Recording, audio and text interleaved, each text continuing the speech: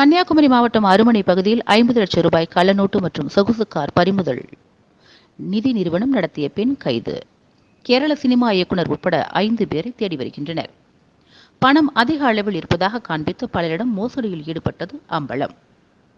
கன்னியாகுமரி மாவட்டம் அருமனை அடுத்த வெள்ளாங்கோடு பகுதியில் தனியார் முந்திரி ஆலையில் கள்ளப்பணம் பதுக்கி வைத்திருப்பதாக உளவு பிரிவு காவல்துறை உதவி ஆய்வாளர் சிவசங்கருக்கு தகவல் கிடைத்ததை தொடர்ந்து காவலர்கள் அங்கு சென்று விசாரித்த போது அங்கு நிறுத்தி வைக்கப்பட்டிருந்த ஒரு சொகுசு காரில் 3 இரும்பு லாக்கர்கள் இருந்துள்ளது.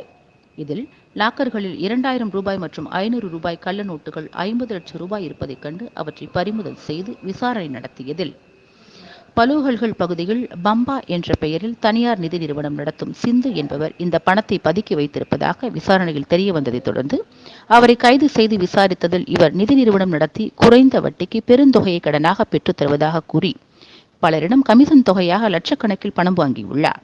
கடன் படத்தை கேட்பவர்களை திருப்திப்படுத்தி ஏமாற்றுவதற்கு அதற்கு வசதியாக திரைப்பட ஷூட்டிங்களுக்கு பயன்படும் போலி கள்ளன் ரூபாய்களை லாக்கர்களில் அடுக்கி அவர்கள் இருப்பிடத்திற்கு சென்று லாக்கரை திறந்து பணம் இருப்பதாக காண்பித்துவிட்டு லாக்கர் சாவியை தான் கொண்டு சென்றுவிட்டு போலி பணத்தை பயனாளிகளின் வீட்டிலேயே வைத்துவிட்டு அவர்களை நம்ப வைத்துள்ளார். இதனால் உறுதியாக தங்களுக்கு குறைந்த வட்டியில் பணம் கிடைக்கும் என நம்பி இவர்கள் மேலும் தங்கள் நண்பர்களின் மூலம் மற்றும் உறவினர்களை இவரிடம் குறைந்த வட்டியில் கடன் வழங்க இவரை பரிந்துரைத்துள்ளனர். இவரிடம் குறைந்த வட்டிக்கு பணம் கிடைக்கும் என நம்பி 100க்கும் மேற்பட்டோர் ஏமாந்துள்ளனர். சினிமா சூட்டிற்கு பயன்படும் போலி ரூபாய்களை கொண்டு நிதி நிறுவனம் நடத்தி வாடிக்கையாளர்களை ஏமாற்றிய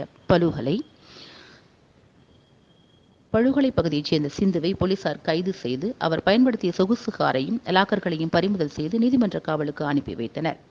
இதற்கு உடந்தையாக இருந்த கேரளாவைச் சேர்ந்த சினிமா இயக்குனர் உட்பட 5 பேரை போலீசார் தேடி வருகின்றனர்.